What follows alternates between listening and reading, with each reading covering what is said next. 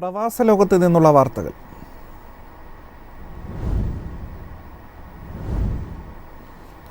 India Russia എണ്ണ വിതരണ കരാറിന് റോസ്നെഫ്റ്റും റിലയൻസും തമ്മിൽ ധാരണ. റിലയൻസിന് പ്രതിദിനം 5 ലക്ഷം ബാരൽ ക്രൂഡ് ഓയിൽ റഷ്യയുടെ സ്റ്റേറ്റ് ഓയിൽ കമ്പനിയായ റോസ്നെഫ്റ്റ് നൽകും. ഇരു രാജ്യങ്ങളും തമ്മിലുള്ള എക്കാലത്തെയും വലിയ ഊർജ്ജ ഇടപാടാണിത്. ഇന്ത്യയിലെ സ്വകാര്യ കമ്പനിയായ റിലയൻസിന് പ്രതിദിനം 5 ലക്ഷം ബാരൽ ക്രൂഡ് ഓയിൽ റഷ്യയുടെ സ്റ്റേറ്റ് ഓയിൽ കമ്പനിയായ റോസ്നെഫ്റ്റ് നൽകും. ഇരു രാജ്യങ്ങളും തമ്മിൽ ധാരണയായത് 10 വർഷത്തെ കരാറിനാണ്. പ്രതിവർഷം ഏകദേശം $13 ബില്യൺ ഇടപാടാണിത്. ആഗോള വിതരണത്തിന്റെ 0.5% വരുമിത്. ഉക്രൈൻ അധിനിവേശത്തിന്റെ പേരിൽ കനത്ത പാശ്ചാത്യ ഉപരോധത്തിന് വിധേയരായ റഷ്യയും ഇന്ത്യയും തമ്മിലുള്ള ഊർജ്ജബന്ധം കൂടുതൽ ഉറപ്പിക്കും. റഷ്യ ഉൾപ്പെടെയുള്ള രാജ്യാന്തര വിതരണക്കാരുമായി ചേർന്ന് പ്രവർത്തിക്കുന്നുണ്ടെന്നും വിപണി സാഹചര്യങ്ങളെ അടിസ്ഥാനമാക്കിയാണ് ഇടപാടുകൾ നടത്തുന്നതെന്നും റിലയൻസ് പറഞ്ഞു. വിതരണ കരാറുകളുടെ രഹസ്യാത്മകത ചൂണ്ടിക്കാട്ടി വാണിജ്യ കാര്യങ്ങളിൽ കൂടുതൽ അഭിപ്രായം കമ്പനി നിരസിച്ചു. റഷ്യൻ പ്രസിഡന്റ് വ്ളാഡിമിർ പുടിന്റെ ഇന്ത്യ സന്ദർശനത്തിന് മുന്നോടിയായാണ് കരാർ. ഇന്ത്യയുടെ ഊർജ്ജ ഇറക്കുമതിയുടെ 1/3 റഷ്യയിൽ നിന്നാണ്. 2022 ഉക്രൈൻ അധിനിവേശത്തിന് മറുപടിയായി യൂറോപ്യൻ യൂണിയൻ റഷ്യയുടെ എണ്ണ ഇറക്കുമതിയിൽ ഉപരോധം ഏർപ്പെടുത്തിയതിനു ശേഷം റഷ്യൻ ക്രൂഡിന്റെ ഏറ്റവും വലിയ ഇറക്കുമതിക്കാരായി ഇന്ത്യ മാറി.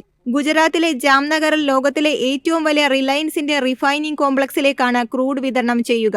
റിലയൻസും റോസ്നെഫ്റ്റും എല്ലാ വർഷവും വിലയും അളവും അവലോകനം ചെയ്യും. News desk Myfin TV.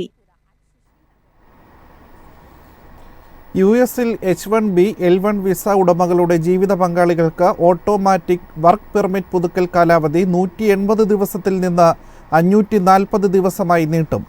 ജനുവരി 13 പുതിയ നിയമം പ്രാബല്യത്തിൽ വരും. US department of homeland security H-1B, L-1 visa ഉടമകളുടെ ജീവിത പങ്കാളികൾക്ക് ഓട്ടോമാറ്റിക് വർക്ക് പെർമിറ്റ് പുതുക്കൽ കാലാവധി 180 ദിവസത്തിൽ നിന്ന് 540 ദിവസമായി നീട്ടും. 2022 മെയ് 4 അതിനുശേഷമോ സമർപ്പിച്ച അപേക്ഷകൾക്കാണ് ഇത് ബാധകം. മികച്ച തൊഴിലാളികളെ കണ്ടെത്തുന്നതിന് തൊഴിലുടമകൾക്ക് വലിയ സഹായകമാകും ഈ തീരുമാനം.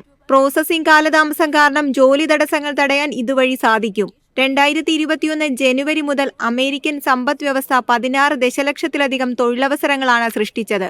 ട്രംപ് അധികാരത്തിലേറുന്നതോടെ പുതിയ മാറ്റം സാധ്യമാകുമോ എന്ന ആശങ്ക നിലനിൽക്കുന്നു.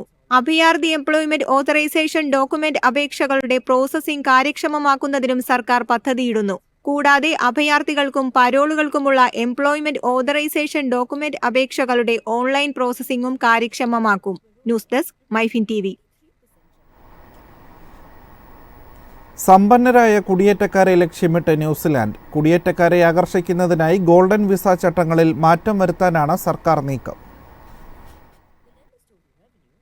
രാജ്യത്ത് നിക്ഷേപം നടത്താൻ സാധ്യതയുള്ള സമ്പന്ന കുടിയേറ്റക്കാരെ ആകർഷിക്കുകയാണ് സർക്കാരിന്റെ ലക്ഷ്യം. ഇത്തരക്കാർക്ക് കൂടുതൽ ആനുകൂല്യങ്ങൾ നൽകി ഗോൾഡൻ വിസ ചട്ടങ്ങളിൽ സമൂല മാറ്റം വരുത്തും. ആക്റ്റീവ് ഇൻവെസ്റ്റർ പ്ലസ് വിസ വഴി എത്തുന്നവരുടെ എണ്ണം ഗണ്യമായി കുറഞ്ഞതിനെ തുടർന്നാണ് നിക്ഷേപകരെ ആകർഷിക്കാനുള്ള സർക്കാരിന്റെ പുതിയ നീക്കം. 2022 നടത്തിയ പരിഷ്കാരങ്ങൾക്ക് ശേഷമാണ് ആക്റ്റീവ് ഇൻവെസ്റ്റർ പ്ലസ് വിസ വഴി എത്തുന്നവരുടെ എണ്ണം ചുരുങ്ങിയത്. കഴിഞ്ഞ 2 വർഷത്തിനുള്ളിൽ 35 അപേക്ഷകൾക്ക് മാത്രമാണ് സർക്കാർ അംഗീകാരം നൽകിയത്.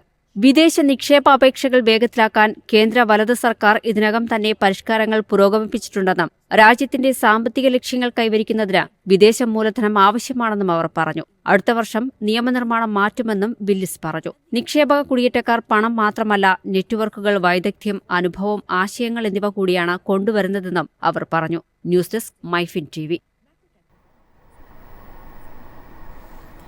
ദുബായിൽ ഗാർഹിക തൊഴിൽ വിസ നടപടികൾക്ക് ഏകീകരിച്ച ഡിജിറ്റൽ പ്ലാറ്റ്ഫോം ദുബായ് നൗ ആപ്ലിക്കേഷനിലാണ് ഇതിനായുള്ള സൗകര്യം ഏർപ്പെടുത്തിയിരിക്കുന്നത്.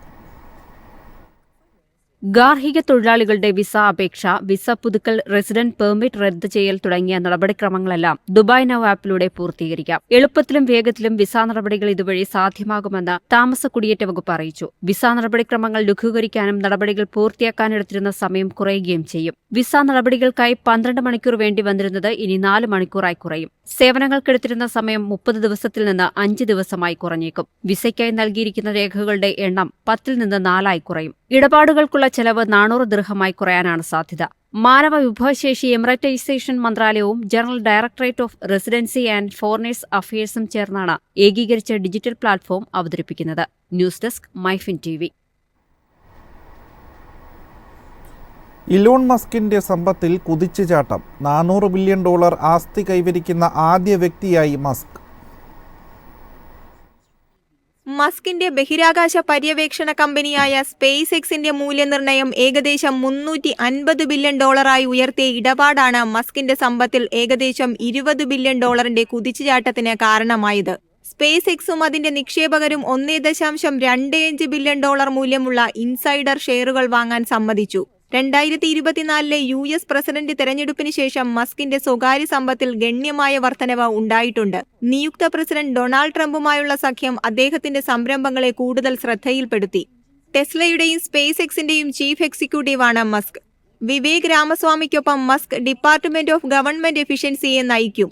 മസ്കിന്റെ AI സംരംഭമായ XAI നവംബറിൽ മൂല്യത്തിൽ ഇരട്ടിയിലധികം വർദ്ധിച്ചു. പുതിയ ഫണ്ടിംഗ് റൗണ്ടിനെ തുടർന്ന് $50 ബില്യൺ വർദ്ധിച്ചത്. ബ്ലൂംബർഗ് ബില്യണയർ സൂചിക പ്രകാരം നവംബർ 5 മുതൽ മസ്കിന്റെ സമ്പത്ത് ഏകദേശം $146 ബില്യൺ വർദ്ധിച്ചു. News desk, Myfin TV.